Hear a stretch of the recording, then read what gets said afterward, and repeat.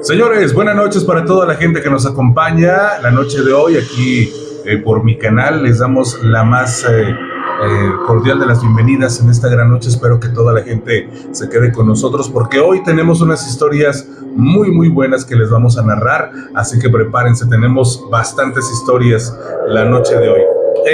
Déjenme decirle, porque me estaban preguntando si a final de mes íbamos a hacer algún especial o algo por el estilo. Claro que sí, vamos a hacer un especial aproximadamente de unas 3 horas para que ese día, el día 31, nos haga el favor de acompañarnos, porque vamos a hacer un gran especial y espero que toda la gente nos pueda acompañar. Mientras tanto, pues bueno, ojalá que todos ustedes nos den la oportunidad de quedarse aquí con nosotros a lo largo de este programa y también de suscribirse. Por ahí hicimos un cambio de vestimenta de la página y recortamos el nombre, así que ahora estamos como Rubén Flores Locutor. Ahí usted nos puede buscar.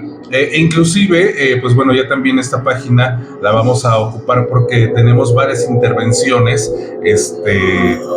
al aire, completamente en vivo, para que la gente esté pendiente. Tenemos ya varias cosas que vamos a hacer nuevas en esta página, entonces prepárense porque tenemos muchas sorpresas y espero que toda la gente se pueda suscribir con nosotros. También estamos en las redes sociales, estamos en TikTok y en Instagram, que estamos como Rubén Flores 97, para que toda la gente nos siga, para que toda la gente cheque lo que estamos haciendo. También por ahí les subimos por la mañana un video de lo que estábamos haciendo aquí en la radio, así que a toda la gente, pues bueno, le pedimos que nos haga el gran favor de seguirnos en las redes sociales, TikTok, Instagram y Facebook. Estamos como Rubén Flores 97, ahí nos puede seguir. Y pues bueno, vamos a iniciar con la primera historia de esta noche. Espero que toda la gente se quede con nosotros a lo largo de esta emisión. Bienvenidos, mi nombre es Rubén Flores, desde San Luis Potosí, México. Le damos la bienvenida. Trabajar en un psiquiátrico siempre me había resultado inquietante, pero nunca imaginé que una de mis primeras noches en el turno nocturno se convirtiera en una experiencia que marcaría mi vida para siempre. Me llamo Martín y aquel lugar era el Hospital Psiquiátrico de San Benito, en las afueras de la ciudad. La estructura era antigua, con pasillos largos y estrechos, paredes que estaban pues prácticamente ya muy viejas.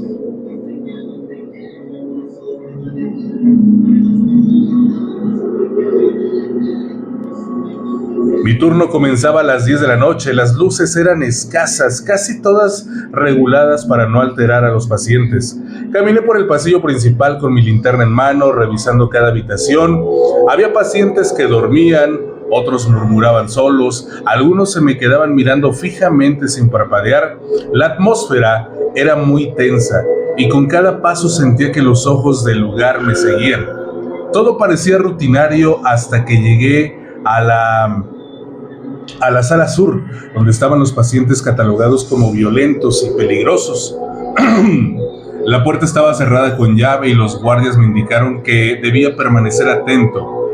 Caminé lentamente y de pronto escuché un murmullo suave, casi imperceptible, proveniente del fondo del pasillo. ¿Quién anda ahí?, pregunté, aunque sabía que nadie respondería. El murmullo cesó de inmediato, pero sentí un escalofrío recorrerme la espalda. Decidí acercarme a una de las habitaciones.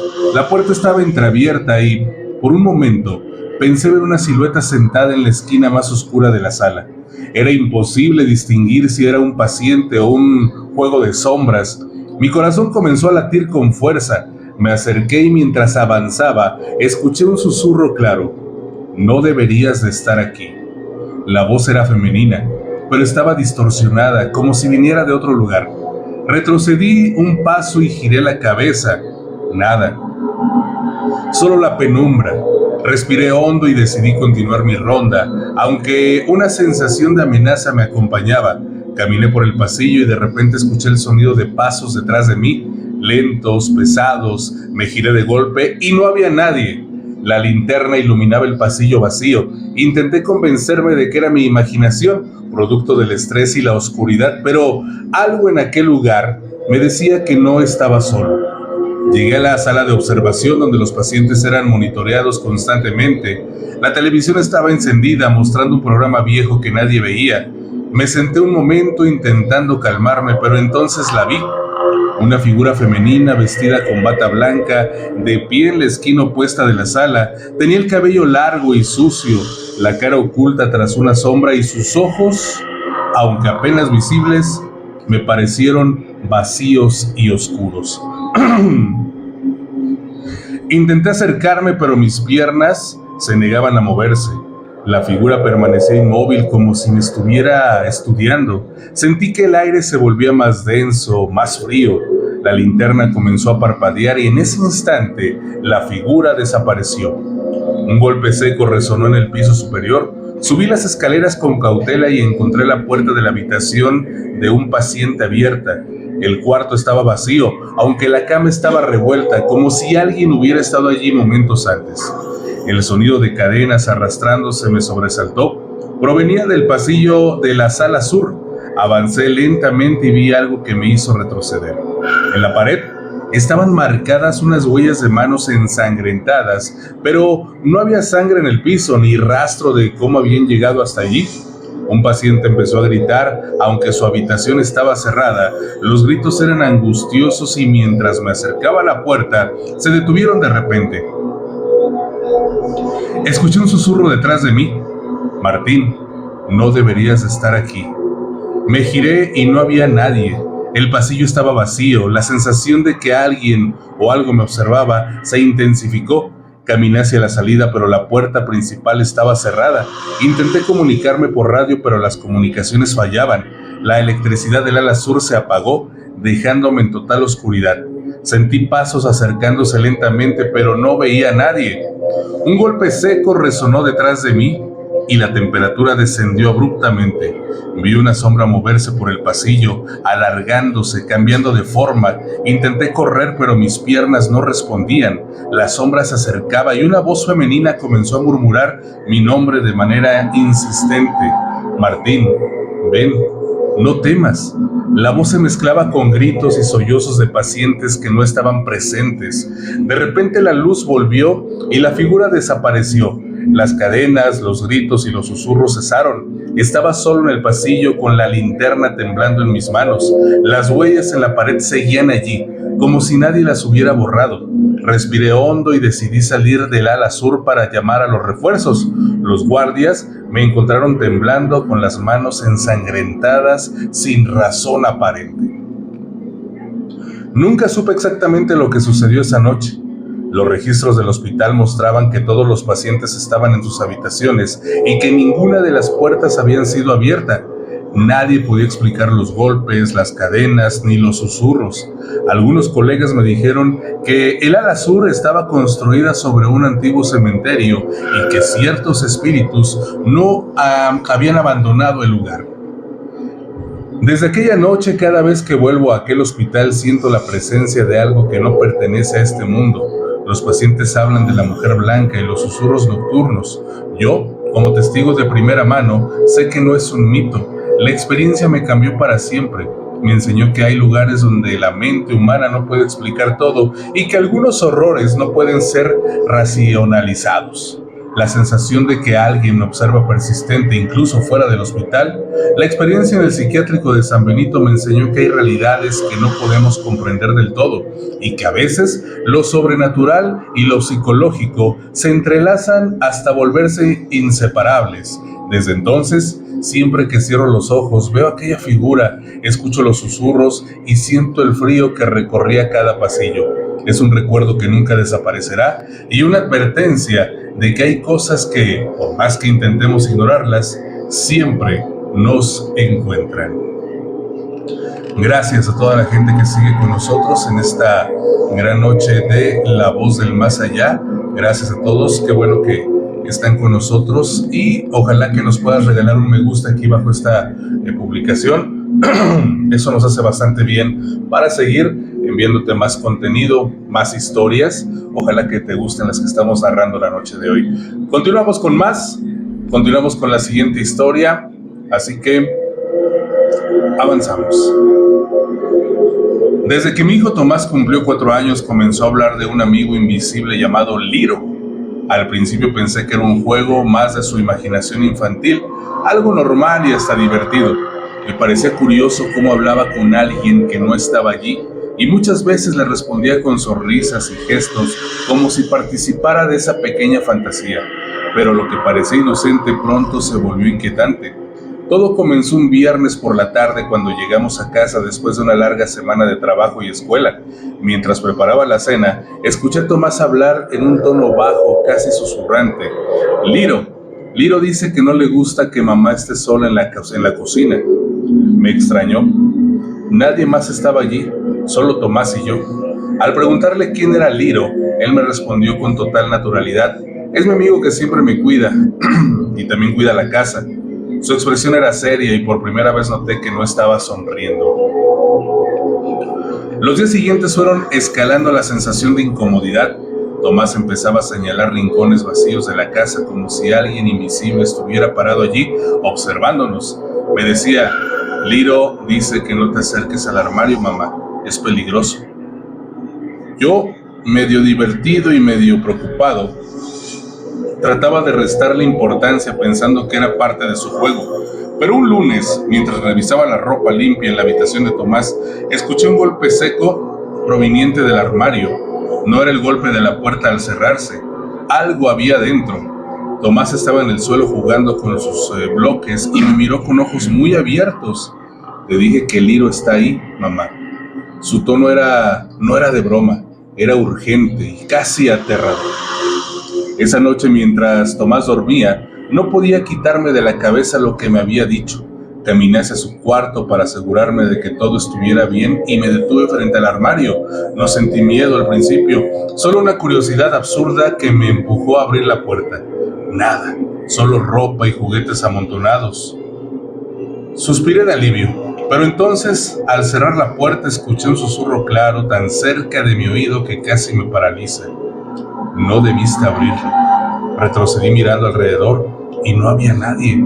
Mi corazón latía con fuerza. A partir de ese momento la presencia de Liro comenzó a hacerse más evidente. No solo Tomás hablaba de él, yo empezaba a sentirlo. Objetos se movían solos, sombras que parecían deslizarse por los pasillos y un frío repentino en ciertas áreas de la casa. Cada vez que Tomás me decía algo como: Liro no quiere que esté sola, yo sentía una presión en el pecho, un temor que no podía explicar. Intenté buscar razones racionales, corrientes de aire, ruidos de la casa vieja, mi imaginación sobrecargada, pero cada vez que negaba lo que sentía, algo tangible parecía recordármelo. Un día, mientras Tomás jugaba en su habitación, me acerqué a él y le pregunté directamente: mamá, ¿qué hace Liro cuando yo no estoy? Él me miró y respondió con total naturalidad: me enseña cosas, me cuida y también me dice que tú no puedes verlo. Él está más cerca de lo que piensas. Sentí un escalofrío recorrerme en la espalda. Aquella tarde el aire de la casa parecía pesado, como si algo invisible me rodeara. La luz bajaba y subía en intensidad sin explicación. Tomás seguía jugando, pero de repente se detuvo y señaló hacia la esquina de la habitación. ¡Ahí está! Miré y no vi nada, pero la sensación de que alguien nos observaba era abrumadora.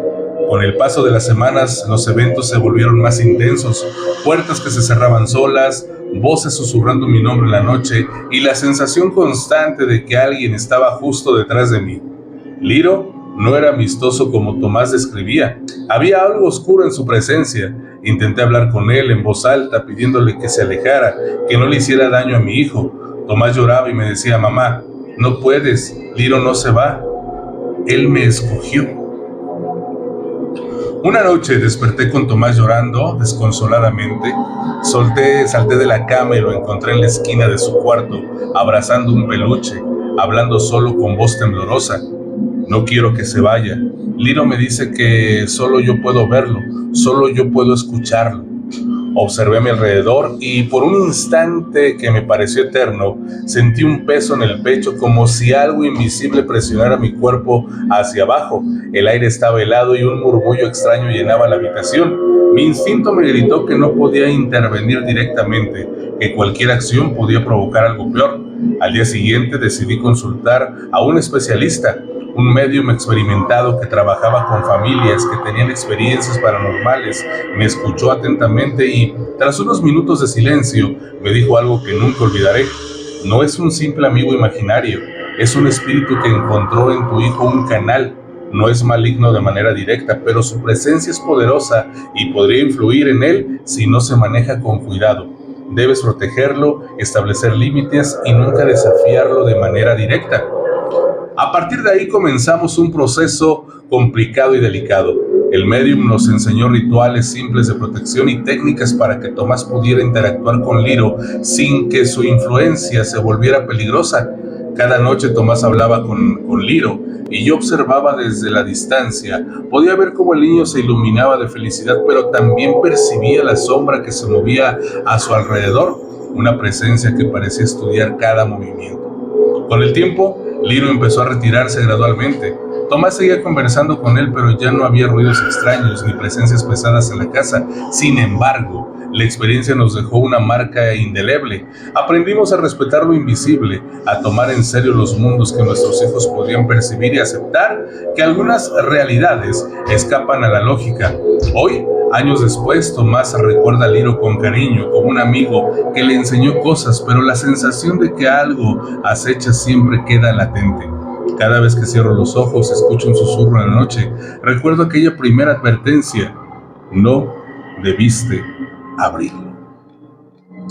Gracias a toda la gente que sigue aquí con nosotros en esta noche de La Voz del Más Allá. Muchas gracias a todos ustedes. Recuerden que me pueden buscar en las redes sociales. Estamos como Rubén Flores 97, TikTok, Instagram y Facebook. Ahí me pueden buscar. Hice algunas modificaciones aquí al canal, ya lo pueden ver. Ya estoy como Rubén Flores Locutor. Así pueden ya empezar a suscribirse aquí al canal. Vamos a estar subiendo obviamente los programas de La Voz del Más Allá, pero también vamos a estar subiendo algunas cosas, algunas grabaciones de los programas que tengo por la mañana a través de la Caliente 97.7 y espero que sean de su agrado. Continuamos con más, sin antes pedirte que nos regales un me gusta aquí bajo esta publicación, y si no te has suscrito, suscríbete y activa la campanita, por favor. Vamos con el siguiente relato. Recuerdo aquel fin de semana como si hubiera sucedido ayer, aunque el recuerdo me hace estremecer cada vez que lo evoco. Mi familia y yo habíamos decidido alquilar una cabaña en un bosque cercano a un pequeño pueblo de montaña.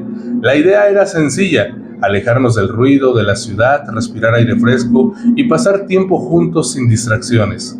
Pero lo que comenzó como un plan inocente se transformó rápidamente en una pesadilla que aún me persigue. Llegamos al atardecer. La cabaña estaba aislada, rodeada de árboles altos y densos que oscurecían el sendero de tierra que llevaba hasta la entrada. Al bajarnos del auto, un aire húmedo y frío nos recibió y un silencio inquietante se apoderó del lugar. A pesar de la belleza del paisaje, sentí un nudo en el estómago, una sensación de ser observado que no podía explicarme. Mi esposa y mis hijos no parecían percibir nada extraño. Corrían y exploraban el jardín, felices por la aventura. Traté de ignorar la inquietud pensando que mi mente estaba sobrecargada por la rutina diaria. La cabaña era rústica, construida con madera oscura, con una chimenea antigua en el centro y ventanas pequeñas que apenas dejaban entrar la luz del crepúsculo. Mientras desempacábamos, noté que había algo extraño. Todas las puertas internas tenían cerraduras viejas y algunas parecían haber sido forzadas. Al principio lo atribuí al descuido del propietario, pero algo en la madera crujiente y en la disposición del lugar me hizo sentir que no estábamos completamente solos. Esa primera noche, después de cenar, nos acomodamos frente a la chimenea. Los niños dormían en sus literas y mi esposa y yo en la habitación principal.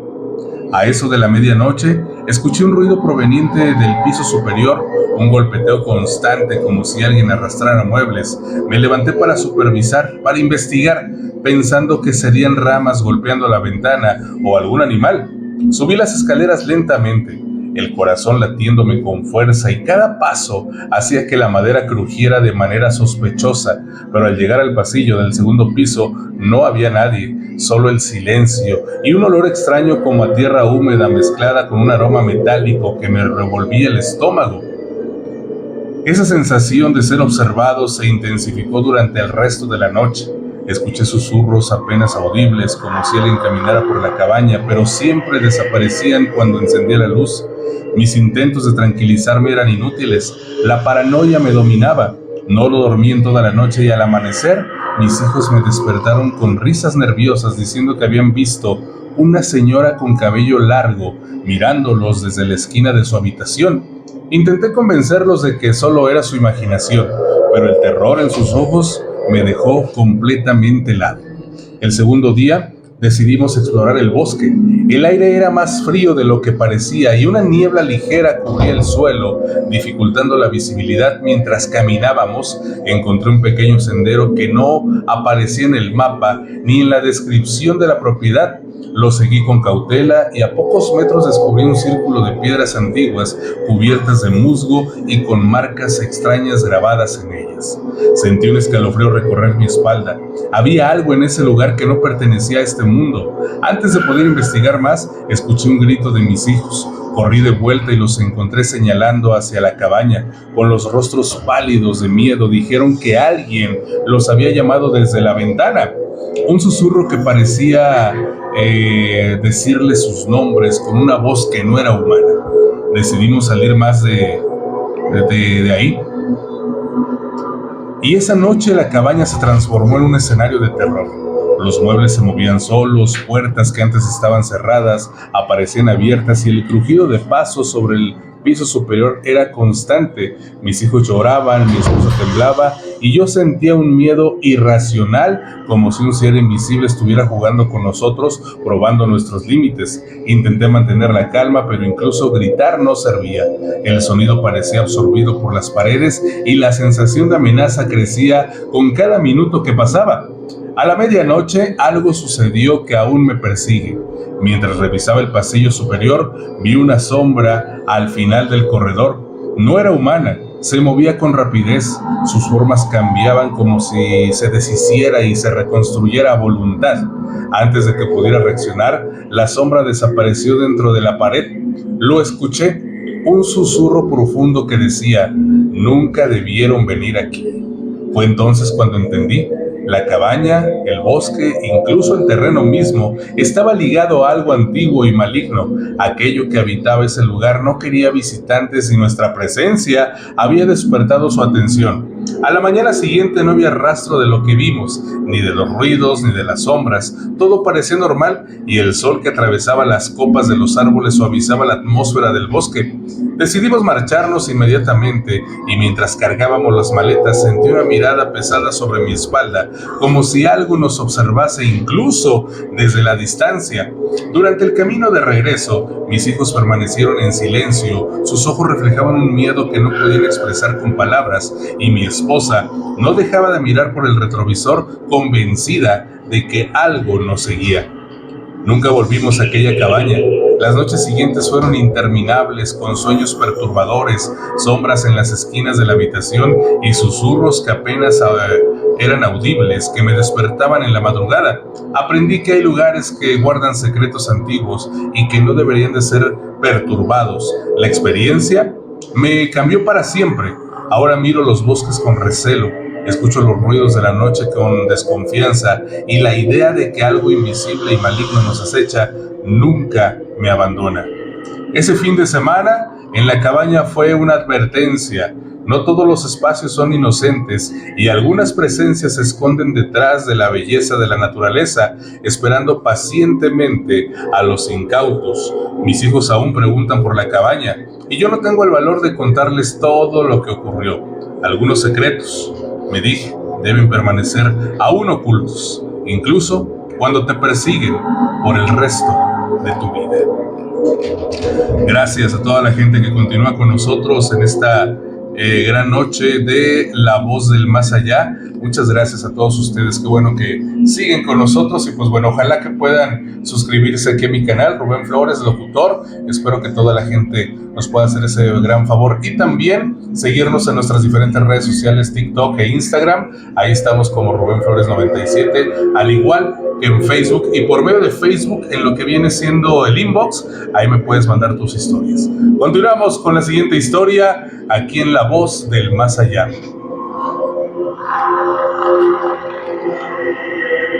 Nunca fui particularmente cercana a mi prima Verónica, y no por falta de cariño, sino porque simplemente siempre fue distinta. Desde pequeña parecía vivir en su propio mundo, hablaba sola, evitaba los espejos y tenía una fascinación enfermiza por lo oculto. A medida que crecía, su comportamiento se volvió más errático. A los 17 años se rapó la cabeza como parte de un rito de liberación. A los 20 se fue a vivir a un pueblo perdido en la sierra donde, según ella, encontró su verdadero propósito. Después de años sin verla, recibí una invitación a su boda. Me pareció extraño, porque nunca le conocí pareja y mucho menos una relación estable, pero la tarjeta estaba escrita con su caligrafía particular, letras puntiagudas, casi dibujadas, y firmada con una frase que me heló la sangre: nos casaremos bajo la luna nueva, ven vestida de negro, nada blanco, nada metálico. El lugar, un caserón colonial en ruinas, en un pueblo llamado El Risco, en el interior de una comodidad. Jamás había oído hablar de él, no aparecía en Google Maps. Aún así, movida por una mezcla de curiosidad y preocupación, fui. Llegué un día antes de la boda. El caserón era imponente, cubierto de enredaderas secas, con ventanas rotas y una atmósfera densa, casi pegajosa.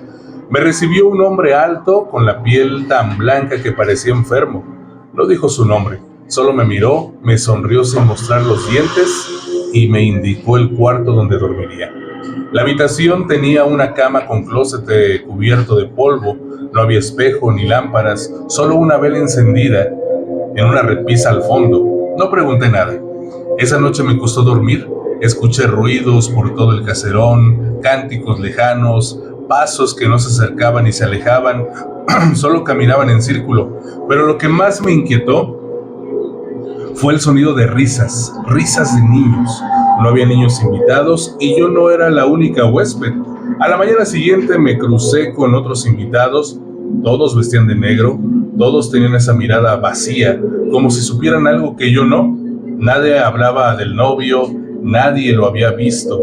Cuando pregunté por él, alguien murmuró: él viene de otro lugar. La ceremonia fue al anochecer, justo al comenzar la luna nueva. No había sacerdote ni flores, solo una especie de altar hecho de ramas secas y cráneos de animales pequeños. Verónica apareció descalza, envuelta en un vestido negro que parecía flotar con su respiración. Llevaba un velo de encaje que le cubría el rostro por completo. El novio no estaba, o eso creí. En lugar de caminar hacia alguien, ella se arrodilló frente al altar y comenzó a hablar en una lengua que no reconocí. Era gutural, con sonidos secos y repetitivos. Todos los invitados comenzaron a responderle al unisonido, como si fuera una letanía. Yo me quedé congelada. No entendía lo que pasaba, pero sabía que no era una boda normal. Y de pronto, el fuego en el altar se alzó violentamente y del humo emergió algo. No puedo explicarlo del todo bien. No era un hombre, tampoco era un animal. Era una figura alta, delgada, vestida con una túnica roja, sin rostro. Su presencia era tan fuerte que me sentí empujada hacia atrás, aunque no se moviera. Verónica se inclinó ante él y en un gesto rápido se cortó la palma de la mano y la puso sobre el altar. El ser la imitó, y cuando sus sangres se mezclaron, la tierra tembló. No fue un terremoto, fue algo más profundo, como si el mundo respirara hondo. El ser tocó apenas con un dedo su vestido, cambió de forma, ya no era tela, era piel humana. Las costuras parecían venas, y vi eso y vomité.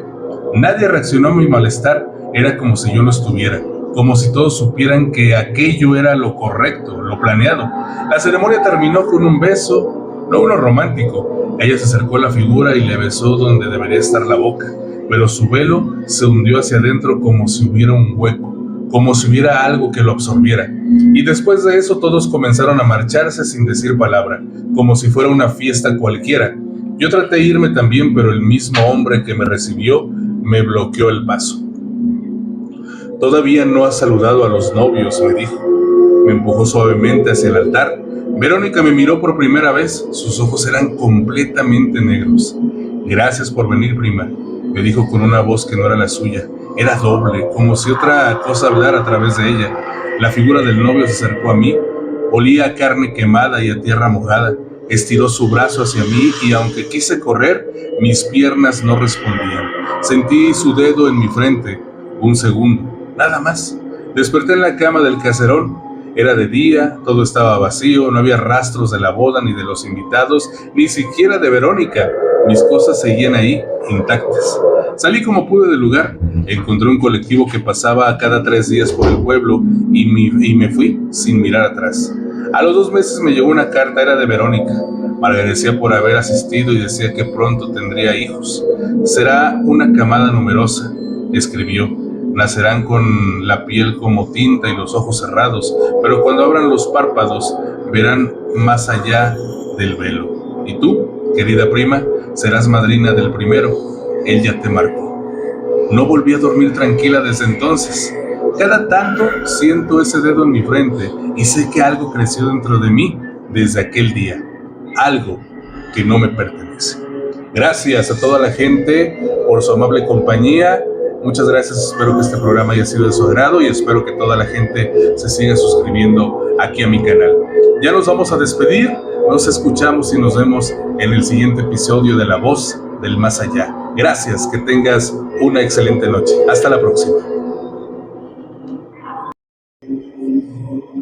Buenas noches para toda la gente que nos acompaña, bienvenidos a La Voz del Más Allá. Gracias de verdad a toda la gente que está con nosotros en esta gran noche y que está ya esperando las historias. Les damos la bienvenida. De verdad, un agradecimiento a toda la gente que ha estado conectándose, que se ha estado suscribiendo aquí al canal. Muchas gracias, muchachos. Esperemos que, pues bueno, toda la gente que en este momento nos está viendo, a toda la gente que nos está escuchando, que nos haga el favor de suscribirse aquí al canal para seguir generando un poquito más de historias y de contenido para todos ustedes. De verdad, gracias a toda la gente que está con nosotros. Muchachos, pues bueno, esta noche tenemos unas historias que están espectaculares y queremos que toda la gente se quede aquí con nosotros. Hoy tenemos sorpresas. De una vez les voy a decir la sorpresa que tenemos para todos ustedes. Y como cada año lo hacemos, recuerde que este domingo 2 de noviembre va a estar su servidor, Rubén Flores, ahí en Juan Gallo, en la sucursal de lo que es Muñoz, para toda la gente que nos quiera acompañar, porque cada año vamos a narrar leyendas ahí a Juan Gallo en vivo completamente. Se pone muy padre y queremos invitar a todas las familias de San Luis Potosí a que nos acompañes este domingo 2 de noviembre a Juan Gallo, ahí en Muñoz, en la calle Madrigal número 920, en Lomas de Santiago del Río, para que toda la gente vaya con nosotros, nos acompañe, escuche las historias que le vamos a narrar en esa noche del día 2 de noviembre, en punto de las 7 de la tarde. Ahí vamos a estar para que toda la gente nos acompañe. Acompáñanos y sumérgete en una velada mágica muy padre con su servidor Rubén Flores, para relatarles unas historias fascinantes. Recuerden una cosa importante, ese día tenemos una promo. Los niños, los pollitos comen gratis. Todos comen gratis los niños. No falten, los esperamos en Juan Gallo Muñoz para compartir esta experiencia única que se hace cada año y que me hacen el gran favor de invitarme a narrar las historias ahí en Juan Gallo de Muñoz el próximo 2 de noviembre, Noche de Leyendas volumen 8. No te lo puedes perder. Así que bueno, vamos a iniciar con la primera historia, muchachos. Bienvenidos a La Voz del Más Allá. Rubén Flores en el micrófono desde San Luis Potosí. No suelo hablar de esto. En el ejército hay cosas que se quedan en el campo, cosas que no entran en los reportes ni se mencionan en los informes, pero a veces los recuerdos pesan demasiado y lo que vi aquella noche en el Cerro Quemado, en San Luis Potosí, todavía me despierta a medianoche empapado en sudor, escuchando gritos que ya no son de este mundo. Era el año 2009. Yo era cabo de infantería y formaba parte de una patrulla enviada a inspeccionar una zona serrana. Había llegado denuncias de rituales satánicos, de ganado mutilado y desapariciones. Pensábamos que serían pues algunos delincuentes. Nadie mencionó brujas, al menos no oficialmente. A eso de las 9 de la noche, el motor comenzó a fallar. No había señal en la radio. Salimos 6 hombres, íbamos en una camioneta militar, armados con equipo de visión nocturna y radios. Recuerdo que el aire olía a lluvia, aunque el cielo estaba despejado. El camino era una vereda de tierra que subía en espiral por el cerro, rodeada de matorrales y árboles secos. Más o menos a eso de las 9 de la noche el motor comenzó a fallar. No había señal en la radio. Tuvimos que seguir a pie. El teniente Ramírez, el más veterano, ordenó avanzar en silencio. Decía que en esos lugares el monte oye más de lo que uno cree. Caminamos casi una hora hasta que divisamos humo en la distancia. Nos acercamos sigilosamente y ahí estaban 3 figuras vestidas de negro. Alrededor de una fogata no eran hombres, sus cuerpos eran delgados, casi esqueléticos, y se movían con una lentitud inquietante. Una de ellas cantaba en una lengua que no conocíamos. Pensé que eran mujeres mayores, quizá campesinas, pero cuando Ramírez nos hizo apuntar los rifles, una de ellas giró el rostro hacia nosotros. Tenía la piel ceniza, los ojos completamente blancos y una sonrisa que no parecía humana. ¡Alto!, gritó el teniente. La mujer soltó una carcajada aguda que resonó por todo el cerro. En ese instante, el fuego cambió de color, de naranja a un verde enfermizo que iluminó el claro.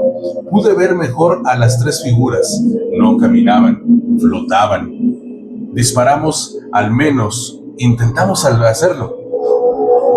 Mis balas se atascaron y las de los demás no hacían ruido. Era como si el aire se hubiera tragado el sonido y entonces el humo del fuego se expandió y nos envolvió. De pronto ya no estábamos juntos. Estaba solo en medio del bosque. Podía oír mi respiración rápida y algo más. Pasos a mi alrededor. Giré en círculos con el arma en alto, pero no vi a nadie. Hasta que escuché mi nombre. Luis. Era la voz de mi madre. Me quedé completamente helado. Ella había muerto hacía años ya. Luisito, ven conmigo. Una sombra emergió entre los árboles. Una mujer con el rostro de mi madre, pero con ojos vacíos y una sonrisa torcida, extendió la mano hacia mí. Apunté y grité: «No te acerques». La sombra se detuvo por un momento. Pensé que se iba a desvanecer, pero su boca salió un grito tan fuerte que me hizo sangrar los oídos. Corrí sin mirar atrás. Tropecé, rodé por una pendiente y caí sobre algo blando. Cuando alumbré con la linterna, descubrí una montaña de huesos humanos, algunos aún con restos de carne pegada. Vomité. No sabía si era miedo o repulsión. Entre los huesos había placas metálicas, identificaciones militares. Escuché disparos arriba, luego gritos. Reconocí la voz del soldado Vázquez pidiendo ayuda, pero al llegar al claro no había nadie, solo la fogata verde ardiendo sin consumir la leña. El teniente apareció detrás de mí con el uniforme rasgado y la mirada perdida. ¿Dónde están los demás?, pregunté. Ellas se los llevaron, susurró. Dicen que el cerro tiene hambre. Y de pronto, una de las brujas apareció entre los árboles. Caminaba hacia nosotros, flotando, con una especie de manto hecho de piel humana. Su cabello era largo, enredado, y sus dedos tan largos como cuchillos. Ramírez abrió fuego. Esta vez las balas sí sonaron, pero atravesaban su cuerpo sin herirla. La bruja rió, un sonido que me heló el alma. Los hombres armados siempre creen que pueden matar lo que no entienden, dijo con una voz que no necesitaba aire para hablar. Nos rodearon 3, 5, no sé cuántas. Parecían multiplicarse en la neblina. Una de ellas se acercó tanto que pude olerla, una mezcla de sangre, humo y flores podridas. Me tocó la frente con un dedo frío y sentí que todo giraba. Desperté al amanecer. Estaba tirado en el suelo con la boca llena de tierra. El fuego ya no estaba, ni mis compañeros. Solo quedaba Ramírez, vivo, pero en shock. Repetía una y otra vez: no las veas, no las veas. La camioneta apareció milagrosamente a pocos metros, intacta. Subimos y bajamos del cerro sin hablar. Al llegar al cuartel reportamos un enfrentamiento con gente armada. Nadie nos creyó. Cuando volvimos días después con refuerzos, no había rastro de nada, ni fogata, ni huesos, ni brujas. Solo encontramos una placa oxidada enterrada en la tierra. Era del soldado Vázquez. Ramírez nunca volvió a ser el mismo. Lo transfirieron a la capital y a los 3 meses se quitó la vida. En su nota escribió una sola frase: ellas no eran de este mundo. Yo sigo en servicio, pero cada vez que pasamos por una zona montañosa y la neblina cae, juro que escucho sus risas, y a veces cuando miro por la mira de mi rifle en la oscuridad, creo ver figuras flotando entre los árboles, esperándonos. Porque si algo aprendí esa noche es que los cerros guardan secretos que ni el ejército puede vencer. Y las brujas del Cerro Quemado aún están ahí, esperando a los que se atrevan a entrar sin permiso.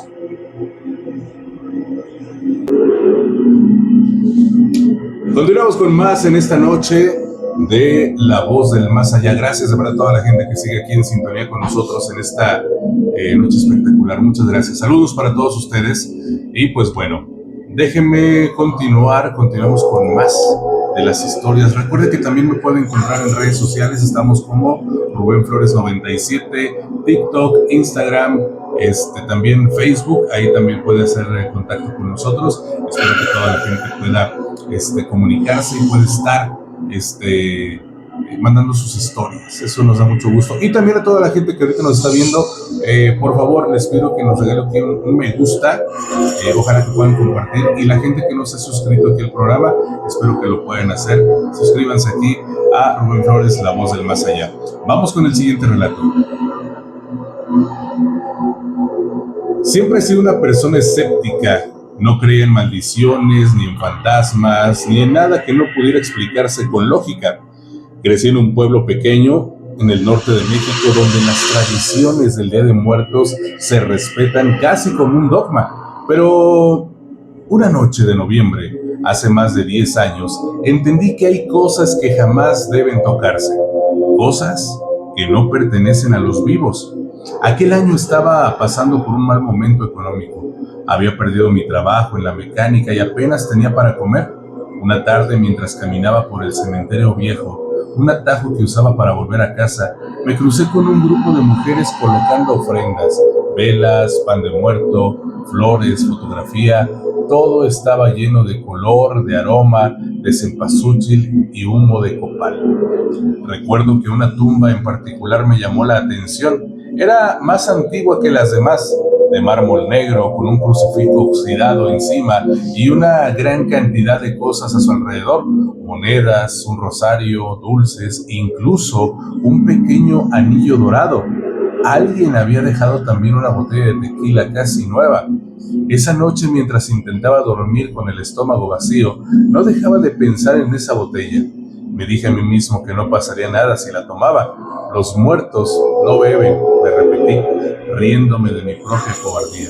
Así que el día siguiente, cuando el sol empezó a caer, volví al cementerio. El lugar estaba vacío, solo el sonido del viento moviéndose a las flores secas. Me acerqué a la tumba y miré alrededor. Nadie, no había nadie a mi alrededor. Me agaché, tomé la botella y la guardé en mi mochila. No pude evitar notar que el aire se volvió más frío, casi gélido, y que el canto de los grillos se detuvo de golpe. Mientras salía del cementerio sentí algo detrás de mí, un crujido, como si alguien pisara las hojas secas. Me giré con el corazón acelerado, pero no había nadie. Caminé más rápido tratando de no mirar atrás. Sin embargo, juraría que escuché un susurro entre las lápidas. Devuélvelo. Esa voz no era humana. Llegué a casa y para ahuyentar la incomodidad destapé la botella, brindé por mi suerte, aunque sabía que no había nada que celebrar. Bebí un trago y luego otro. El sabor era fuerte, casi amargo, distinto al de cualquier tequila que hubiera probado. A los pocos minutos empecé a sentirme mal. mareado, con la vista nublada. Pensé que era el alcohol, pero cuando me miré en el espejo me quedé helado. Había una tierra en mi cara. No era polvo, era tierra húmeda, negra, como la de una tumba recién abierta. Me levanté frenéticamente, convencido de que era mi imaginación. Esa noche no dormí. Desde mi cama escuchaba pasos en el pasillo, lentos, arrastrados. La puerta crujió y un olor nauseabundo invadió el cuarto, mezcla de flores podridas y de carne vieja. Cuando encendí la lámpara, no había nadie, pero sobre el suelo había huellas de pies descalzos marcadas en el barro. Pero los días siguientes, sin salir de casa, no quería admitirlo, pero algo me estaba siguiendo. A cada rato escuchaba ese susurro: devuélvelo. Intenté llevar la botella de nuevo al cementerio, pero desapareció. Revisé toda mi casa y nada. Sin embargo, cada noche reaparecía en el mismo lugar, sobre mi mesa, con el nivel de líquido cada vez más bajo, aunque yo no la tocaba. Una madrugada desperté con el sonido de golpes en la puerta. No eran golpes normales, eran lentos, rítmicos, como si alguien tocara con los nudillos o con huesos. Me quedé quieto, sin respirar. Luego, los golpes cesaron. Al día siguiente decidí hablar con don Laureano, el sepulturero del pueblo. Era un anciano que había trabajado toda su vida en el cementerio. Le conté lo que había hecho y lo que estaba ocurriendo. Él me miró con una mezcla de enojo y compasión. No debiste tocar esa tumba, dijo en voz baja. Ahí está enterrado don Fermín, un hombre que hizo un pacto hace más de medio siglo. En su ofrenda siempre dejan cosas para calmarlo. Si le quitas algo, se levanta a buscarlo. Me quedé sin palabras. Quise reírme, pero no pude. Don Laureano me dio una bolsa con sal, un crucifijo y una vela bendita. Si vuelve, dijo, no le hables, no lo mires. Espera que se apague la vela y luego lleva la ofrenda de regreso. Esa noche hice exactamente lo que me dijo. Encendí la vela junto a la ventana y coloqué el crucifijo sobre la mesa. Me senté en silencio, con el corazón latiendo como un tambor. Un paso.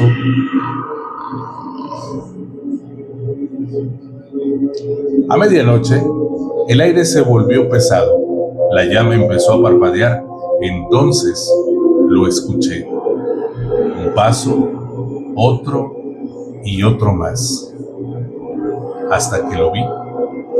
Era un hombre alto, cubierto de tierra, con el rostro medio descompuesto, sus ojos hundidos pareciendo huecos negros. Vestía un traje antiguo ennegrecido por el tiempo y en su mano sostenía la botella. Me quitaste lo mío, dijo con una voz ronca como el viento saliendo de una tumba. Ahora tú me lo pagarás. Yo estaba paralizado. La vela se agitaba violentamente, casi a punto de apagarse. Me limité a susurrar: perdóname. El muerto dio un paso más. Sentí el olor a podredumbre llenarme los pulmones y entonces, justo antes de que me tocara, la vela se apagó. Desperté tirado en el suelo, temblando. La botella había desaparecido y frente a la puerta habían marcas de tierra húmeda que salían hacia la calle. Al día siguiente fui al cementerio, dejé una nueva ofrenda en la tumba de don Fermín, flores frescas, una botella sellada y un rosario. Mientras me alejaba juraría que sentí una mano apoyarse en mi hombro, suave, como agradeciendo. Y desde entonces no he vuelto a pasar por ese cementerio, pero cada día de muertos alguien deja frente a mi casa una botella de tequila, envuelta en flores marchitas. Nunca la toco, ni la miro, porque aprendí de la peor manera que nunca debes robarle nada a un muerto. A los muertos hay que respetarlos y sobre todo, dejarlos descansar. Gracias a toda la gente que sigue con nosotros en esta gran noche de La Voz del Más Allá. Y pues bueno, muchachos, los sigo invitando a toda la gente que nos está viendo y escuchando en este momento a que me acompañen este domingo 2 de noviembre a Noche de Leyendas volumen 8, ahí a Juan Gallo en la sucursal de Muñoz, para que toda la gente me acompañe. Esto iniciará, bueno, estamos citando a la gente a las 7. Acompáñanos para que vivan una velada muy padre con nosotros, una velada donde tu servidor, Rubén Flores, vamos a estar narrando leyendas de terror ahí en Juan Gallo de Muñoz. Y bueno, la promo del día, recuérdenlo muchachos, es que los niños, los pollitos comen gratis, ¿ok? Para que toda la gente nos acompañe con toda la familia sin ningún problema. No vayan a faltar, los esperamos en Juan Gallo de Muñoz para compartir esta experiencia única. Espero que toda la gente nos acompañe. Bueno, si piensas en alitas, piensa en Juan Gallo. Ya lo sabes, es patrocinador de aquí de La Voz del Más Allá, y los espero el domingo 2 de noviembre en la sucursal de Juan Gallo Muñoz. Noche de Leyendas, volumen 8. Ahí los espero, ¿vale? Pues bueno, continuamos con más de las historias de esta noche. Vamos con el siguiente. Durante más de 15 años trabajé como guardabosques en una reserva natural del sur de Argentina, entre montañas, lagos y extensos pinares. Siempre me sentí cómodo en soledad del bosque. Conocía cada sendero, cada sonido nocturno, cada sombra que se movía entre los árboles, pero lo que viví en el invierno del año 2011 cambió para siempre la forma en que miro ese paisaje. Todo empezó con una llamada del encargado de la estación. Me pidió que hiciera una inspección nocturna en un sector cerrado del parque, una área llamada el Paso del Silencio, un sendero que había sido clausurado hacía décadas tras un incendio que costó la vida a varios excursionistas. La gente del pueblo decía que por las noches se escuchaban voces allí o que las linternas se apagaban sin motivo. Yo no creía en supersticiones, pero admito que ese lugar siempre me daba mala espina. Esa noche el cielo estaba cubierto y el aire helado. Llevaba mi linterna, mi radio y un termo de café. El bosque estaba silencioso, demasiado. Ni grillos, ni lechuzas. A medida que avanzaba por el sendero cubierto de hoja seca, el olor a humedad se mezclaba con un aroma extraño, como de madera quemada. A unos kilómetros del punto de control, encontré huellas frescas en la tierra. No eran animales, parecían humanas pero descalzas, con los dedos marcados. Las seguí hasta una zona donde el terreno descendía hacia un pequeño arroyo. Allí vi algo que me heló la sangre. Una fogata encendida, aunque no había nadie cerca. Me acerqué con cautela y noté que alrededor del fuego había objetos dispersos. Un zapato, un reloj roto, una foto quemada a la mitad, y en el centro, sobre las brasas, había un círculo de piedras con un símbolo que no reconocí, tallado con precisión. De pronto, escuché una voz detrás de mí. No deberías de estar aquí. Giré la linterna y vi a un hombre de unos 60 años, delgado, con barba canosa y una mirada que no sabría describir. Su ropa era vieja, de otro tiempo. Le pregunté si era un excursionista perdido, pero no respondió. Solo repitió: este bosque no olvida a los que mueren aquí. Antes de que pudiera decir algo más, la fogata se apagó de golpe, como si alguien la hubiera sofocado con las manos, y todo quedó en penumbra. El hombre se dio media vuelta y empezó a caminar hacia la oscuridad. Lo seguí gritando que se detuviera, pero cuando la luz de mi linterna lo alcanzó, ya no estaba. Volví al punto donde había estado la fogata y todo había desaparecido. Ni las piedras, ni la foto, ni las huellas. Era como si nunca hubiera habido fuego. Revisé mi reloj, habían pasado casi 3 horas, aunque juraría que no estuve ni una. Regresé a la estación confundido. Cuando le conté al encargado lo ocurrido, se limitó a mirarme serio. No eras el primero en ver a ese hombre, dijo. Lo describiste igual que los otros. Según los registros del parque, un guardabosques llamado Anselmo Vargas había muerto en ese mismo sendero en el año de 1978, mientras intentaba rescatar a un grupo de excursionistas atrapados en el incendio. Su cuerpo nunca se encontró. Desde entonces, varios reportes hablaban de un viejo en el bosque que advertía a los visitantes para que se alejaran. No dormí esa noche. Al día siguiente volví a la zona con la luz del día para verificar lo que vi. No había sido producto del cansancio o del miedo. Todo parecía normal, salvo una cosa. en el tronco de un árbol, justo en el lugar donde había estado la fogata, encontré mi nombre tallado con letras frescas. Me quedé mirando largo rato. No recordaba haber hecho eso y sin embargo, la letra era igual a la mía. A partir de ese día comencé a notar cosas extrañas. En mis rondas nocturnas, la radio se encendía solo con voces distorsionadas, las linternas fallaban justo cuando llegaba a la zona del paso del silencio y a veces, mientras caminaba entre los pinos, sentía pasos siguiéndome a pocos metros, aunque al girar no había nadie. Una noche, semanas después, recibimos un aviso de que unos jóvenes habían ingresado al sendero prohibido. Fui con otro guardabosques a buscarlos. Avanzamos por la vereda del arroyo hasta que vimos una luz parpadeante más adelante. Pensamos que eran ellos, pero cuando nos acercamos, vimos que era una lámpara de queroseno antigua, encendida sobre una roca. Y detrás, entre los árboles, el mismo hombre del fuego. Esta vez no estaba solo. Había figuras difusas a su alrededor, como siluetas humanas hechas de humo y ceniza. El otro guardabosques gritó y en ese instante la lámpara se apagó. Corrimos sin mirar atrás, pero al llegar a la estación nos dimos cuenta de algo imposible. Los jóvenes nunca habían existido. No había registros de nadie que hubiera entrado al parque esa noche. Intenté olvidar todo, pero una semana después, al revisar los archivos viejos de la reserva, encontré una fotografía de 1977 y mostraba un grupo de guardabosques y entre ellos al hombre que había visto. En la parte de atrás, escrito con tinta azul, decía Anselmo Vargas, último jefe de patrulla, fallecido en el incendio de 1978. Después de eso pedí mi traslado. No soportaba más patrullar esos senderos, pero antes de irme, volví una última vez al paso del silencio. Era de día y todo parecía muy tranquilo.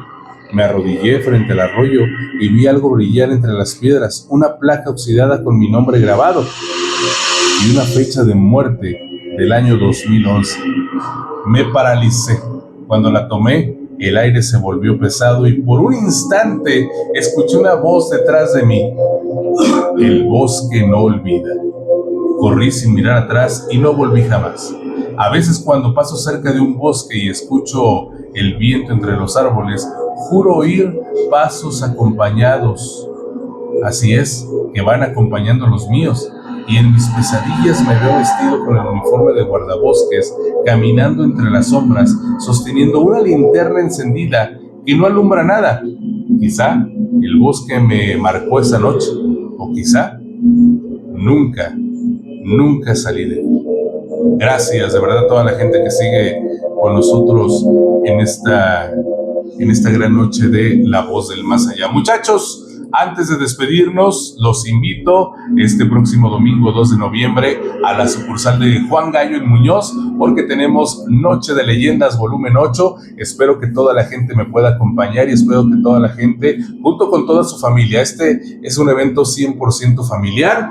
Recuerda que vamos a tener esta Noche de Leyendas narradas por su servidor Rubén Flores. Ojalá que toda la gente pueda asistir con nosotros para saludarnos, toda la gente que es fanática de este programa, espero que lo puedan hacer.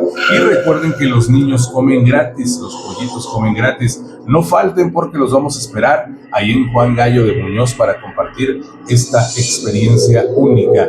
Recuerda que si piensas en alitas, piensa en Juan Gallo. Y te espero el domingo 2 de noviembre a las 7 de la tarde, ahí en Juan Gallo de Muñoz. Noche de Leyendas, va a estar padrísimo. Espero que toda la gente pueda ir a acompañarnos un rato, a saludarnos, a convivir, y sobre todo que lleve a toda su familia, que lleve a los niños, que lleve a los abuelos también, a toda la gente que han estado con nosotros a lo largo de muchos años aquí en La Voz del Más Allá. De verdad, muchas gracias a todos ustedes. Espero puedan compartir esta transmisión. Espero toda la gente pueda regalarnos un me gusta y sobre todo suscribirse aquí a mi canal de YouTube, Rubén Flores, La Voz del Más Allá. Ya nos vamos a despedir. Gracias a toda la gente por su amable compañía. Espero el programa haya sido de su agrado y nos vemos en la siguiente emisión. Gracias. Pase la voz de que nos vemos el domingo 2 de noviembre en la sucursal de Juan Gallo Muñoz. Noche de Leyendas volumen 8 con su servidor Rubén Flores. Ahí nos vemos, así que muchas gracias y que pasen una excelente noche. Hasta la próxima.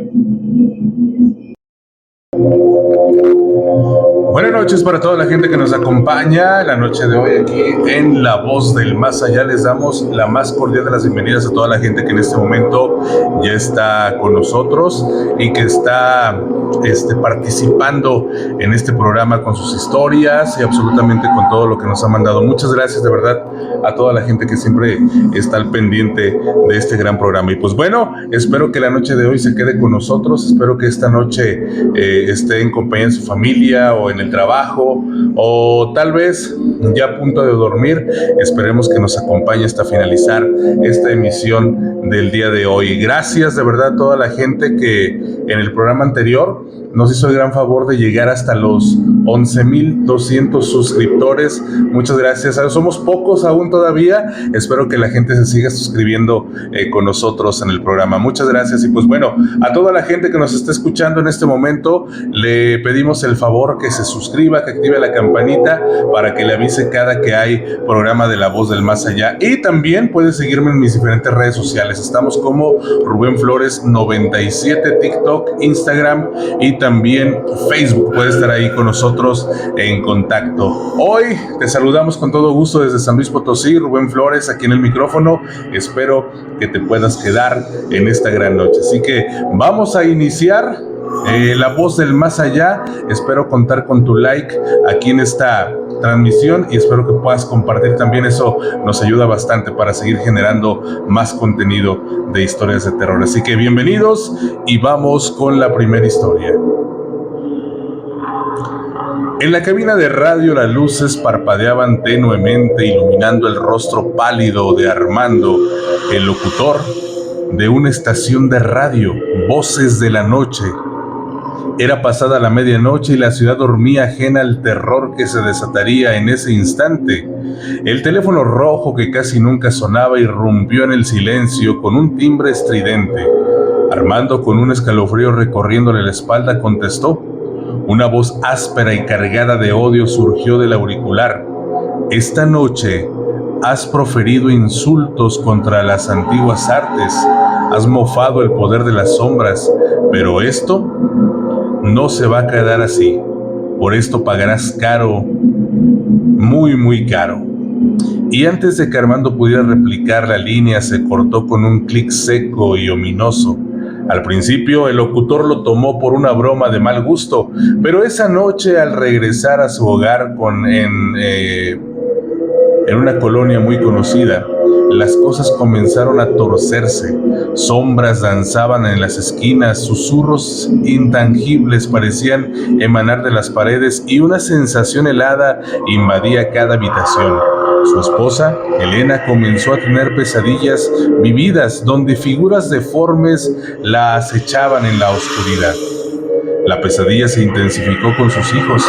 El pequeño Mateo hablaba con amigos invisibles, de ojos rojos y sonrisa afilada. Su hija adolescente Sofía se tornó irascible y violenta, con una fuerza inusual que aterraba a sus padres.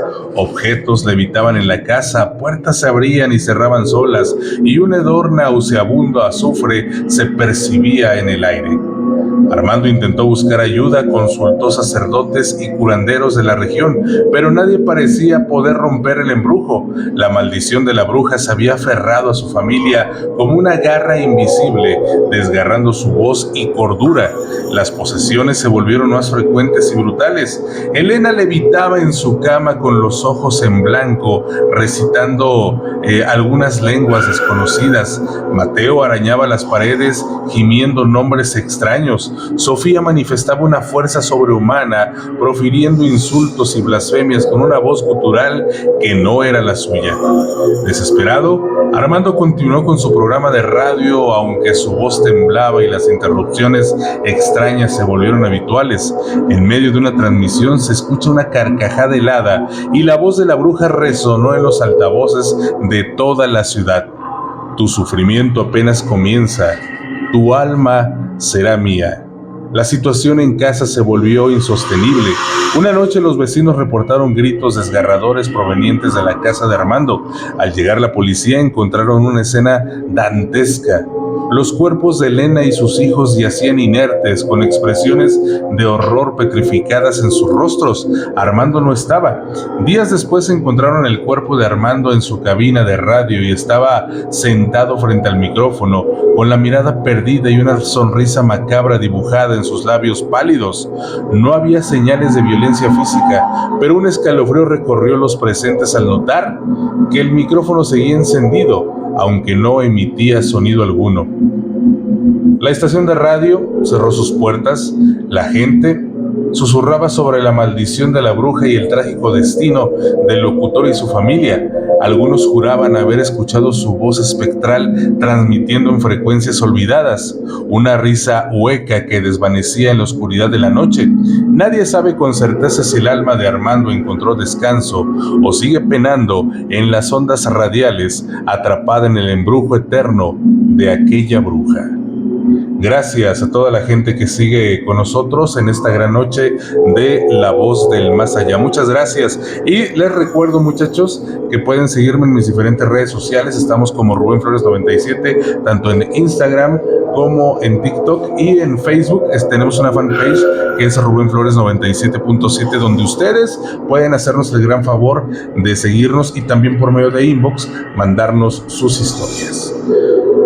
Vamos a narrar la siguiente historia, muchachos. Espero que la gente se quede con nosotros en esta gran noche. Muchas gracias. Nos gustaría saber dónde nos escuchas, dónde nos estás viendo, con quién estás. Espero que nos puedas escribir aquí en esta publicación y también regalarnos un me gusta. Así que mientras tanto vamos a continuar con más de La Voz del Más Allá. Ernesto y María, sus nombres eran sinónimos de amor, sus vidas un lienzo a punto de ser coronado con la pincelada de su boda. La emoción flotaba en el aire de Soledad de Graciano Sánchez, pero el destino, con su cruel sentido del humor, tenía otros planes. Un día antes del gran día, el trabajo llamó a Ernesto a Zacatecas. Se fue con la promesa de regresar a tiempo, con el corazón lleno de la imagen de María en su vestido de novia. Esa noche, el viaje de vuelta fue una carrera contra el reloj. Su celular murió, dejándolo desconectado del mundo, sin forma de avisar que ya estaba de camino. Al doblar la esquina de la casa de María, un nudo se le formó en el estómago. Las luces parpadeantes de las ambulancias y el furgón del CEMEFO rompieron la calma de la noche. Su mente se negó a procesar lo que veían sus ojos. María había muerto. Un infarto, así de simple y así de cruel. Apenas unas horas, menos de 12 horas para ser exactos, 12 horas para su boda. La vida le arrancaba de las manos lo que más amaba. Se acercó como en un sueño y vio el cuerpo inerte de su amada. Suplicaba con la voz rota que abriera los ojos, que no podía estar muerta.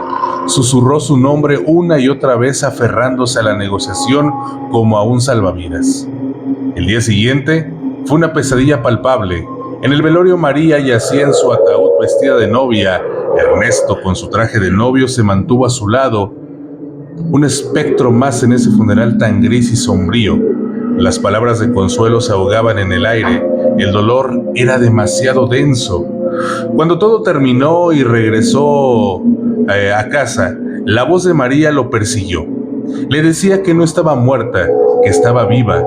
Sus padres, preocupados por su estado, llamaron a un médico. Los calmantes hicieron efecto, sumiéndolo en un sueño intranquilo. Los padres de Ernesto tuvieron que salir de la ciudad por 2 días, dejando a su hijo sumido en su duelo. Pero la voz de María no se desvaneció.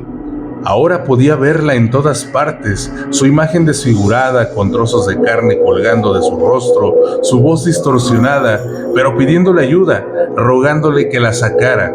La desesperación de María era palpable y el amor de Ernesto, torcido por el dolor, no le permitía ver la verdad. 2 días después, el olor a putrefacción recibió a los padres de Ernesto al regresar a casa. Un hedor nauseabundo invadió cada rincón. Subieron las escaleras con el corazón desbocado, temiendo lo peor. Al entrar al cuarto de Ernesto, la escena los golpeó con la fuerza de un rayo. Allí estaba Ernesto, con el cadáver descompuesto de María entre sus brazos. Su rostro, manchado con la sangre putrefacta, irradiaba un macabro final y una irresistible sonrisa macabra también de felicidad. «Miren, se los dije, estaba viva», gritó con una voz llena de locura. «Ahora sí seremos felices para siempre». De pronto, sacó una pistola y sin dudarlo, se la llevó a la sien. El sonido del disparo resonó en la casa, un eco final de un amor que la muerte había pervertido hasta el horror. Gracias a toda la gente que sigue con nosotros en esta gran noche de La Voz del Más Allá. Saludos para toda la gente que en este momento está conectada. Muchas gracias. Espero que toda la gente nos regale un me gusta en esta nueva publicación de La Voz del Más Allá. Saludos para todos ustedes y también esperemos que toda la gente se siga suscribiendo. Muchas gracias. Vamos a continuar con más de las historias de esta noche. Quédense con nosotros aquí en La Voz del Más Allá. Compartan, por favor, esta transmisión. Les mandamos un gran saludo a toda la gente que está aquí en las diferentes colonias de San Luis Potosí, a toda la gente que está en diferentes municipios, a la gente que está en diferentes estados y también a la gente que está en diferentes países. Muchas gracias por estar con nosotros en esta gran noche de La Voz del Más Allá. Vamos con la siguiente historia. En el corazón de San Luis Potosí, donde las calles empedradas susurraban historias antiguas y las sombras se alargaban al caer la tarde, la familia Martínez vivía una pesadilla que desafiaba toda lógica y razón. Adrián, el hijo de 15 años, había sido un muchacho alegre y curioso, pero algo oscuro se había apoderado de él. Todo comenzó con la Ouija, un tablero antiguo y polvoriento que Adrián encontró en el ático de su abuela. Al principio era solo un juego, una forma de desafiar el aburrimiento con sus amigos, pero pronto el juego se volvió siniestro, las risas se convirtieron en susurros y los susurros se convirtieron en gritos. Adrián cambió, se volvió pálido, ojeroso, como si la vida se le escapara lentamente. Sus calificaciones cayeron en picada, sus amigos lo evitaron y sus padres, Elena y Javier, se llenaron de preocupación. Por las noches los ruidos en su habitación los mantenían despiertos, voces guturales, arañazos en las paredes, objetos que se movían solos. Una noche, Elena y Javier regresaron del trabajo y encontraron la puerta de la habitación de Adrián cerrada con llave. Al forzarla, se encontraron con una escena que heló hasta los huesos. Adrián levitaba en el aire, su cuerpo contorsionado en ángulos imposibles, sus ojos blancos y vacíos. Recitaba el Padre Nuestro al revés. Su voz, un gruñido demoníaco y una risa helada resonaba en la habitación. Javier intentó sujetarlo, pero la fuerza de Adrián era sobrehumana. Elena, presa del pánico, corrió a pedir ayuda a los vecinos. Cuando llegaron, la conmoción los dejó sin palabras. Adrián, amarrado a la cama, luchaba contra las cuerdas, sus ojos inyectados en sangre, su cuerpo convulsionado violentamente. La policía llegó, pero incluso ellos estaban desconcertados y llamaron a un sacerdote, el padre Francisco, quien reconoció los signos de una posesión demoníaca. El padre Francisco intentó un exorcismo, pero la entidad que habitaba a Adrián era demasiado poderosa. El caso llegó a los oídos del obispo, quien envió un equipo de expertos en demonología del Vaticano. Después de semanas de estudio y oración, llegaron a una conclusión aterradora. Adrián estaba poseído por un demonio antiguo y poderoso, uno de los príncipes del infierno. El Vaticano tomó una decisión sin precedentes. Adrián sería trasladado a Roma, donde los exorcistas más experimentados del mundo intentarían liberarlo. La noticia se extendió como un reguero de pólvora y la gente de San Luis Potosí se llenó de miedo y asombro. Durante el traslado, Adrián mostró una fuerza y una malicia inaudita. Los agentes que lo custodiaban fueron testigos de fenómenos inexplicables, puertas que se cerraban solas, objetos que volaban, voces que susurraban amenazas en idiomas desconocidos. En el Vaticano, Adrián fue sometido a exorcismos intensos y prolongados. Los sacerdotes lucharon contra la entidad que lo poseía, pero el demonio era astuto y resistente. Se burlaba de ellos, los atacaba con visiones y los atormentaba con susurros. Finalmente, después de semanas de lucha, el demonio fue expulsado. Adrián quedó exhausto pero libre. Los sacerdotes lo llevaron a un lugar secreto donde podría recuperarse y vivir una vida normal. La Ouija, el objeto que desató la pesadilla, fue quemada y sus cenizas esparcidas en el mar. Pero la leyenda de Adrián Martínez perduró, un recordatorio escalofriante del mal que acecha en las sombras esperando una oportunidad para poseer una alma desprevenida. Gracias a toda la gente que sigue con nosotros en esta gran noche de La Voz del Más Allá. Les mandamos un gran saludo para todos ustedes. Y pues bueno, recuerde que usted nos puede regalar un me gusta aquí bajo esta publicación, como también suscribirse aquí a mi canal de YouTube, Rubén Flores, La Voz del Más Allá. Espero que toda la gente lo pueda hacer. Espero que la gente nos haga el gran favor de que se suscriban aquí al canal y también que nos digan dónde nos están escuchando, con quién nos están escuchando, para así poder mandarles un gran saludo a todos ustedes. Muchas gracias. Vamos con el siguiente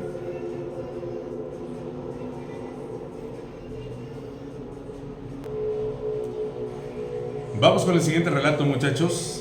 Rápidamente vamos a ir con el siguiente relato. Gracias de verdad a toda la gente que sigue con nosotros aquí en La Voz del Más Allá. Muchas gracias para todos ustedes.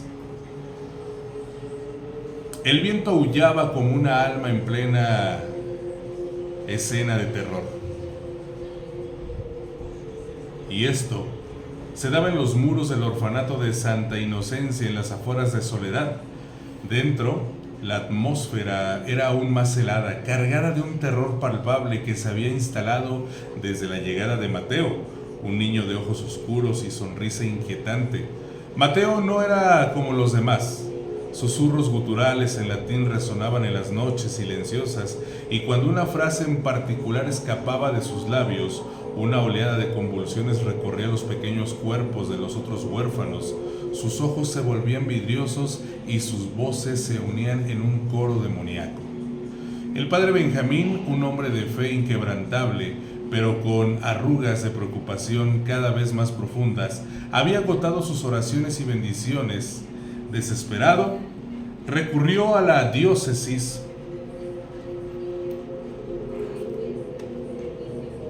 implorando que lo ayudaran.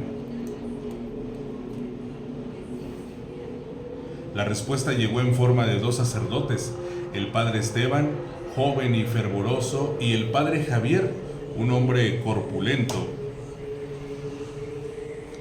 con una mirada curtida y cicatrices apenas visibles bajo su sotana. El padre Javier había visto horrores antes de encontrar el refugio en la fe. La guerra en la que luchó había marcado con imágenes imborrables la muerte y crueldad. Al ver a Mateo, pálido y con una fuerza antinatural, retorciéndole el rostro en una mueca infernal, sintió un gran escalofrío, que no provenía del frío del orfanato. La primera noche fue un infierno. Mateo atado a una cama por la fuerza de varios hombres, escupía maldiciones en latín arcaico cuando pronunció la frase fatídica: vos estis fili tenebrarum. Los otros niños en sus camas comenzaron a retorcerse y a gritar en lenguas desconocidas. El padre Esteban rezaba con fervor, su rosario tintineado con un escudo contra la oscuridad, pero para el padre Javier las palabras del demonio resonaban de una manera escalofriante. La voz gutural de Mateo cambió adoptando un tono burlón y familiar. ¿Recuerdas, Javier? Barro rojo, los gritos, el olor a quemado, imágenes borrosas de trincheras, explosiones y rostros desfigurados asaltaron la mente El demonio hurgaba en las heridas de su pasado, desenterrando la culpa y el horror que había enterrado bajo capas de fe. Cada nueva sesión de exorcismo se convertía en una tortura doble para el padre Javier. El demonio, a través de Mateo, le recordaba cada detalle sangriento de la guerra, cada vida cegada, cada decisión brutal. Su fe comenzaba a tambalearse, la cordura se desdibujaba bajo el peso de los recuerdos revividos con saña. Una noche, durante uno de los ataques de Mateo, algo se rompió en el padre Javier. Sus ojos, antes llenos de una fe firme, se inyectaron en sangre. Con un grito desgarrador se abalanzó sobre el niño poseído, intentando silenciar la voz que lo atormentaba. El padre Esteban intentó detenerlo, pero la fuerza del antiguo soldado era imparable. En el momento culminante de su arrebato, cuando sus manos temblaban sobre el cuello del niño, el padre Javier se detuvo en seco. Sus ojos se abrieron con horror, como si viera algo terrible más allá de Mateo. Lentamente cayó de rodillas. Sus ojos se pusieron en blanco y una sonrisa macabra se dibujó en su rostro.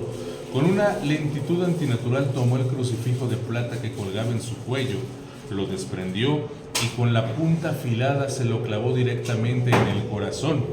Un gemido ahogado escapó de sus labios antes de desplomarse sin vida. Mateo, a través de la posesión, soltó una carcajada estridente y helada que resonó en todo el orfanato. El padre Esteban, con el rostro empapado en lágrimas y sudor, sintió un terror frío recorrer su espina dorsal, pero su fe era lo único que le quedaba. Con una determinación feroz levantó su crucifijo y comenzó un exorcismo con una intensidad nunca antes vista. Sus oraciones resonaban con fuerza pura, enfrentándose a la oscuridad con la luz de su creencia. Finalmente, después de una lucha agónica que pareció durar una eternidad, el demonio abandonó el cuerpo de Mateo, dejando al niño inconsciente y exhausto. El silencio cayó sobre el orfanato, un silencio pesado y ominoso. El padre Esteban, exhausto pero victorioso, se arrodilló para dar gracias. Sin embargo, la tensión y el horror habían cobrado su precio. Un dolor agudo le atravesó el pecho y cayó hacia adelante, sin vida, víctima de un infarto. Desde aquella noche fatídica, el orfanato Santa Inocencia quedó abandonado. Los niños que sobrevivieron fueron reubicados, pero la leyenda del lugar persistió. Los habitantes de Soledad cuentan que en las noches oscuras, sin luna, se pueden escuchar gritos desgarradores provenientes de las ruinas. Algunos afirman haber visto dos figuras espectrales, vestidas con sotanes raidas, ardiendo en llamas en el pasillo principal, repitiendo una y otra vez las horribles escenas de su último enfrentamiento contra la oscuridad. El viento aullaba, llevando consigo los ecos de la posesión y la desesperación, un recordatorio constante del mal que una vez residió en el ahora maldito orfanato de Santa Inocencia. Gracias a toda la gente que siempre está con nosotros aquí en La Voz del Más Allá. Gracias, les mandamos un gran saludo. Espero que las historias les estén agradando. Estas historias nos las habían platicado y con un poquito de paciencia les empecé a escribir, dándoles algunos tintes. Ojalá que les estén gustando estas historias que tenemos para todos ustedes aquí en La Voz del Más Allá. Así que continuamos con más en esta gran noche de La Voz del Más Allá. La Casa Grande se erguía sombría contra el cielo de San Luis Potosí. Sus muros de cantera, ahora testigos silenciosos de 6 meses de creciente terror. Dentro, la señora Estela vivía en un estado de vigilia constante, su corazón atenazado por el sufrimiento de su hijo Eduardo. La esquizofrenia lo había sumido en el laberinto oscuro, donde la realidad se desdibujaba y las voces lo atormentaban, voces que alternativamente anunciaban la presencia del demonio, un espectro invisible que codiciaba sus almas. Las noches eran un crisol de sonidos escalofriantes provenientes de la habitación de Eduardo. Gemidos seniles se mezclaban con el llanto desconsolado de un bebé, interrumpidos por carcajadas heladas que parecían resonar desde las profundidades del infierno. Estela se aferraba a su fe, rezando el rosario con fervor, buscando un resquicio de luz en la oscuridad que los envolvía. Un día, mientras las cuentas de madera se deslizaban entre sus dedos en la sala, escuchó los lentos pasos de Eduardo descendiendo la escalera. Levantó la vista y la imagen la petrificó hasta la médula. Su hijo, Eduardo, estaba terriblemente pálido. Su rostro, una máscara de cera, sus ojos, antes castaños y llenos de vida, ahora eran dos pozos negros vacíos y siniestros. Dio un par de pasos vacilantes y entonces, desafiando toda lógica y ley de la naturaleza, comenzó a elevarse. Flotaba en el aire, a unos centímetros del suelo, mientras una risa histérica y un llanto desgarrador escapaban de su garganta al mismo tiempo. Su cuerpo se contorsionaba de formas antinaturales, sus huesos crujiendo como si estuvieran a punto de romperse. Tu alma, dijo una voz gutural que no parecía provenir de Eduardo. La quiero, es mía. Flotaba lentamente hacia ella, sus ojos negros fijos en los de Estela.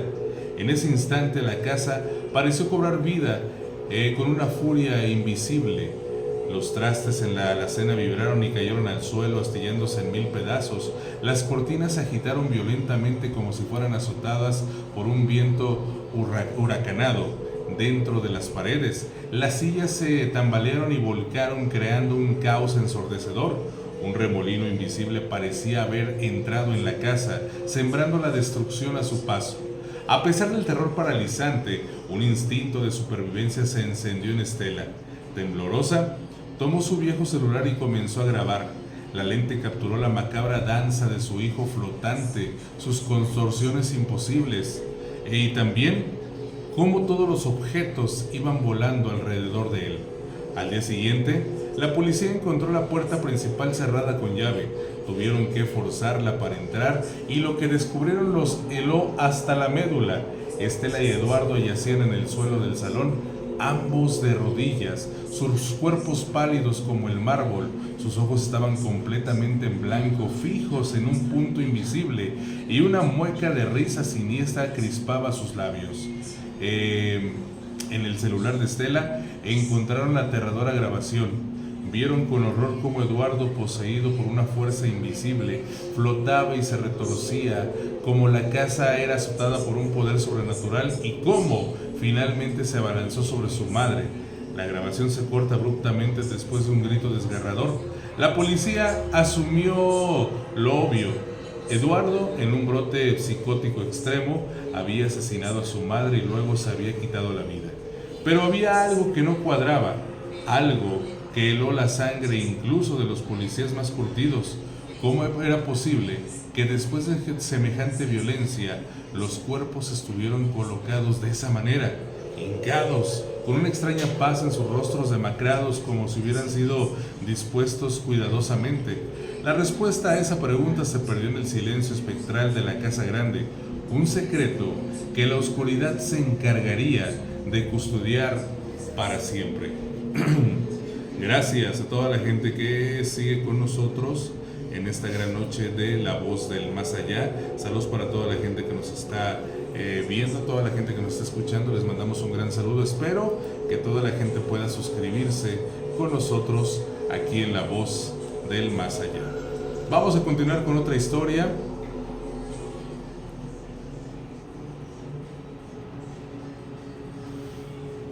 Así que continuamos.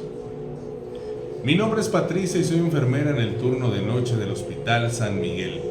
Llevo más de 15 años en esto y he visto de todo: el sufrimiento, la alegría, la desesperación y, por supuesto, la muerte. La muerte es una compañera constante en un hospital, una sombra que se mueve por los pasillos, pero lo que he empezado a ver últimamente, eso no es normal, no es la muerte que conocemos. Todo comenzó hace unas semanas, en una noche particularmente tranquila, de esas en las que el hospital parece contener la respiración. Estaba revisando las camas en la unidad de cuidados intensivos. El único sonido era el pitido monótono de los monitores. al pasar por el pasillo principal que conduce directamente al ascensor de servicio y por ende a la morgue en el sótano. Y algo noté. Una figura estaba al final del pasillo. Bajo la luz tenue de emergencia, una mujer con bata de hospital de espaldas a mí. Pensé que era una paciente que se había desorientado. Aceleré el paso. Señora, ¿necesita ayuda?, pregunté, mi voz suave para no alterar el silencio. No hubo respuesta. La figura no se movía. Me acerqué más. La luz era escasa, pero pude ver que su cabello era largo y oscuro y su postura extrañamente rígida.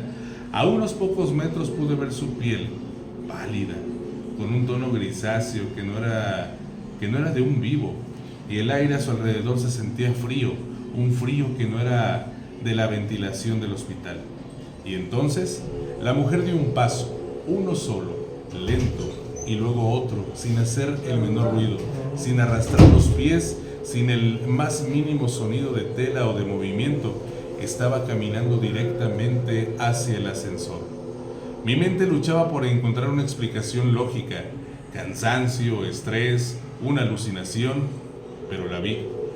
Vi su silueta y vi cómo con esa misma lentitud fantasmal alcanzó el ascensor y las puertas, sin que nadie pulsara el botón, se abrieron con un chirrido metálico. La figura entró y las puertas se cerraron de nuevo, tragándose la oscuridad. Me quedé allí paralizada, la adrenalina corriendo por mis venas. Corrí hacia el ascensor, pulsé el botón del sótano. Cuando las puertas se abrieron, la morgue estaba en silencio, la luz mortecina, el aire pesado con olor a formol, vacía, o eso parecía. Desde esa noche ha sido una tortura, no solo con la señora Elena. La he vuelto a ver, una vez por semana, a veces más, siempre en la madrugada, siempre en el pasillo que lleva a la morgue. Son ellos, una anciana con su bata, su rostro en una mueca de agonía, caminando lentamente, un hombre joven con una herida visible arrastrando una pierna, su mirada perdida, una niña con sus coletas infantiles, sus ojos abiertos y vacíos. No hacen ruido, no hablan, solo caminan, siempre en silencio con esa lentitud espectral, sus cuerpos pálidos y sus movimientos rígidos, como si la rigidez cadavérica no los abandonara del todo. Siempre se dirigen al mismo lugar, el ascensor de la morgue. Las puertas se abren para ellos, entran desapareciendo en la oscuridad del sótano. He intentado contarlo a mi compañera del turno del día, al doctor Morales, incluso al jefe de enfermeros. Me miran con compasión, me hablan de estrés, de la necesidad de descansar, me han sugerido terapia, pero yo sé que los veo. Sé que son los que murieron en mis turnos o quizás en otros. Los veo. Son los muertos levantándose de sus camas o de las camillas donde fueron puestos a la espera y caminando en un desfile silencioso y macabro y hacia el lugar final de su reposo, como si tuvieran una cita ineludible con la oscuridad. Ahora, cuando el hospital se sumerge en el silencio de la madrugada, un frío se instala en mi pecho. Cada vez que escucho un crujido en el pasillo o una sombra se desliza por mi visión periférica, mi corazón late desbocado, miro hacia el ascensor y los veo, el desfile silencioso, los muertos, dirigiéndose a su destino. Y yo, Patricia, soy la única que puede presenciar su último inquietante viaje, y cada vez que los veo, siento que una parte de mí también se une a su procesión silenciosa hacia la morgue. Gracias a toda la gente que estuvo con nosotros en esta gran noche de La Voz del Más Allá. Muchas gracias a todos ustedes. Espero que este programa haya sido de su total agrado y nos escuchamos en el siguiente programa. Recuerden suscribirse, activar la campanita y regalarme un like aquí bajo esta publicación. Ojalá que también lo puedas compartir. Muchas gracias. Mi nombre es Rubén Flores desde San Luis Potosí. Que tengas una excelente noche. Hasta la próxima.